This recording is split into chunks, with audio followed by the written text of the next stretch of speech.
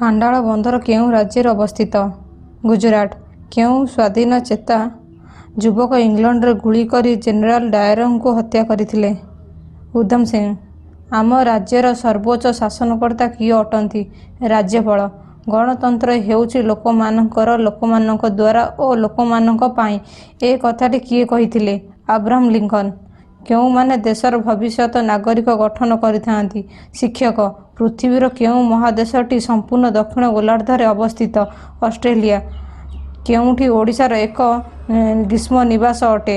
ଦାରିଙ୍ଗବାଡ଼ି। ଗଙ୍ଗା ନଦୀର ପ୍ରଦୂଷଣକୁ ରୋକିବା ପାଇଁ ଭାରତ ସରକାର କେବେଠାରୁ କେନ୍ଦ୍ରୀୟ ଗଙ୍ଗା କର୍ତ୍ତୃପକ୍ଷ ଗଠନ କରିଛନ୍ତି? 1985।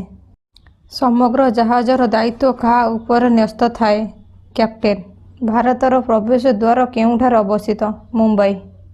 ଭିଡ଼ିଓ ଯଦି ଭଲ ଲାଗୁଛି ଲାଇକ୍, ସେୟାର, ସବସ୍କ୍ରାଇବ କରିବାକୁ ଭୁଲିବେନି।